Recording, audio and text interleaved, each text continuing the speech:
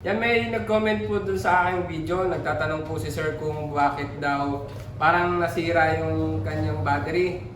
So, ang kanya pong solar panel ay 400 watts. Masyadong mataas po yun dahil yung kanyang battery ay 8 amperes lang. 8 ampere hour lang po. 12 volts, 8 ampere hour lang yung kanyang battery. Ay 400 watts yung ganito. So, ganito po yan, ano. May tinatawag po akong tatlong uri ng pag-charge sa battery. Meron po akong normal, meron pong balance, at fast charging. Yan.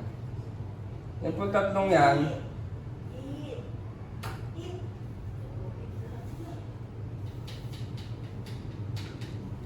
Yan po. So ito pong normal, hindi po ma-damage yung battery mo. Mapupuno yung battery mo, kumbaga normal na pag-charge lang. Ito pong balance, hati siya, kumbaga normal din lang yung pag-charge, mabagal lang din, hindi ganun kabagal, hindi din ganun kabilis. Pero yung battery ay, kumbaga nababawasan din yung life cycle niya. So, yung fast charging naman, ito naman yung mabilis mapuno yung battery mo, kaya lang yung battery mo ay pwedeng madaling masira agad. So, yung kanya pong papaliwanag ko muna po yung kanya, 400 watts yung panel niya. Ito na naman tayo. 400 watts po yung panel niya, 8 ampere hour lang yung battery, 12 volts. So, hindi po yan talaga tutugma. So, ang trabaho naman ng SCC, pag binato nyo itong 400 watts, so, 30 ampere daw yung kanyang SCC. So, okay naman yung kaya ng... critical pala siya kasi 300 plus watts lang ang kaya nito. 360 siguro, 360 watts lang po. So, ang maring na-damage sa kanya ay yung SCC niya. Dahil 360 watts lang dapat yung tinatanggap niya, kaso niloadan niya ng 400 watts. So, ito namang SCC, ang trabaho nito, magbabato siya sa battery, na-read niya na 12 volts. 12 volts ang ibabato niya kahit ang 400 watts ay umaabot ng siguro 38 volts to eh. Palagay ko. Ayan, 38 volts to palagay ko. Pag tinanggap niya yung 38 volts dito, so ang amperahe nito siguro mga nasa 27. Hindi ako sigurado kasi wala akong calculate dito pero alam ko mataas to. 27 ampere hour lang, amps yung binabato niya. So, ang trabaho ng SCC, kontrolin talaga yung ibinabato sa battery. Hindi naman niya ito bibigyan ng 27 amps. Hindi niya ito bibigyan ng 27 amps kasi masisira yung battery, alam niya. Ito ang pinakautak ng ating system. Ang kaso ay maaaring na-damage nito yung kay sir na SCC, na-damage nito dahil kumbaga mas mataas yung kapasidad mataas sa kapasidad niya yung binato ng panel. So, maring kung bumigay ito, magmamalfunction na din ito. Sisirain niya din ito. Babatuhan niya ito ng higit sa 8 ampere hour. Higit pa sa dapat na nitong battery. So, normal, balance, fast charging. 8 ampere hour yung kanyang battery. Yan, 8 AH. So, ang normal dapat niyan ay times 0.1 nung kapasidad nito. Ang balance po natin ay times 0.2. Ang fast charging natin ay times 0.3. Ito po ay sa lead acid. Sa lead acid po ito ha. Pero palagi ko parehas lang eh. Wala halos malaking pagkakaiba. So, ganito ang pag-compute ko, maaari niyo po akong i-correct kung mali ito, pero sa experience ko ito talaga. Saka sa research ko, pwede din po kayo mag-research na sa inyo. So, ang 8 times 0.1 ay 0.8. Sa balance ay 8 times 0.02 ay 1.6. 1.6. Yan. Ampere po yan, ampere. Pag sa 3, 2.4 ampere. So yan po ang dapat na gamit ni sir. Kasi 8 ampere hour lang yung battery niya.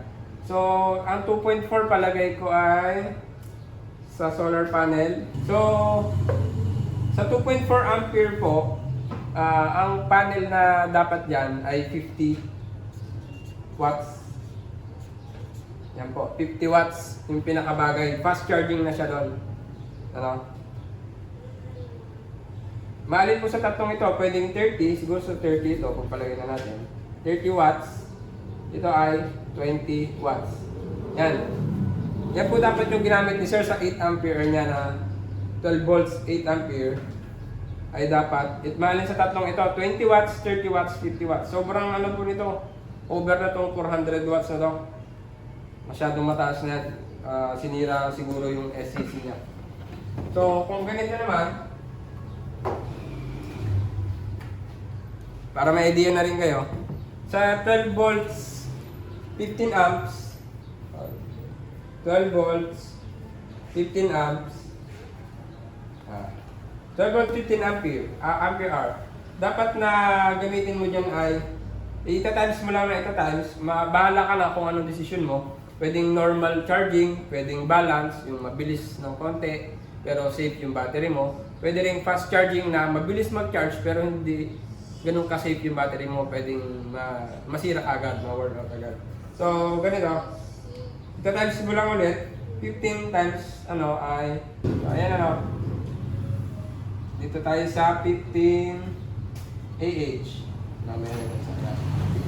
So, diba, sa 12 volts, 15 ampere hour na battery nyo, ganito lang, ita-times nyo lang ulit. Ito ay 1.5.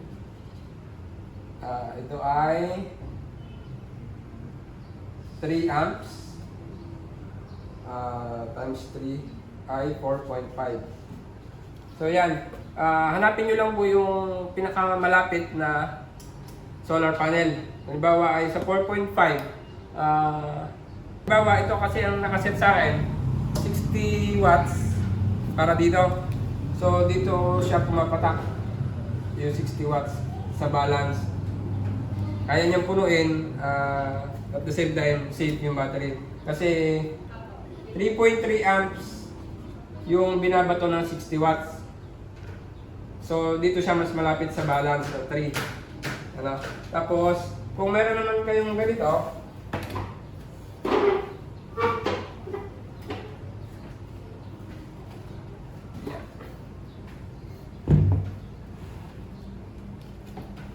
sa 12 volts, ilan to? 25 ampere hour. Yan, ita-times nyo lang ulit.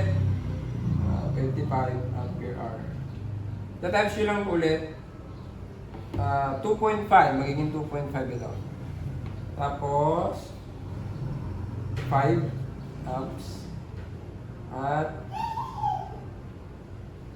ano to? 75, 7.5. Ayan. So, ayan po ano, sa 25 ampere hour,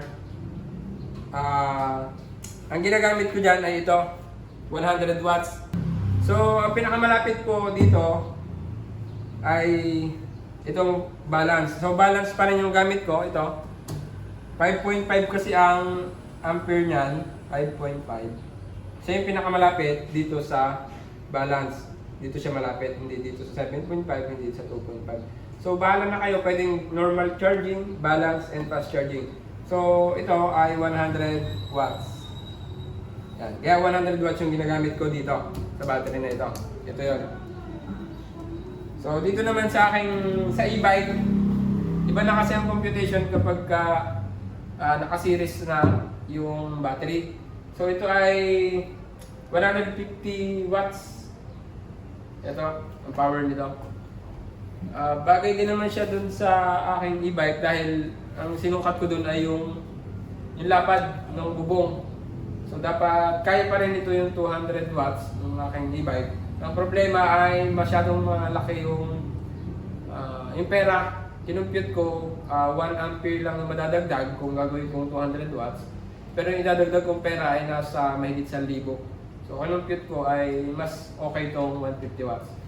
Mas maganda rin sanang gamitin to sa e-bike. Ito, dalawang 100 watts para 200 watts. Mas mura siya kaysa dito. Ang magiging problema lang dito ay mabigat. Mabigat po ito, parang nasa 6 kilos siya ito, 4 kilos. Ito kasi ay 3 kilos lang mahigit. Talagay ko ito nasa 7 kilos to yata. Hindi ko sure. So yun, kaya ito yung gagamitin ko dun sa aking e-bike. So kukumputin ko ba? Ang e-bike ko ay 60 volts at na lang yun sa susunod na video ipapaliwanag ko kung hindi din dito kayang punuin talaga yung e-bike eh. Kaso nga nagdi-DOD ako 50%. So mas safe yun sa battery. At sa susunod na yung ibang mga tanong. So yun muna ang tanong ni Sir ang sinagot ko. Kung bakit nasira yung kanyang battery or yung SCC niya. So ayun po.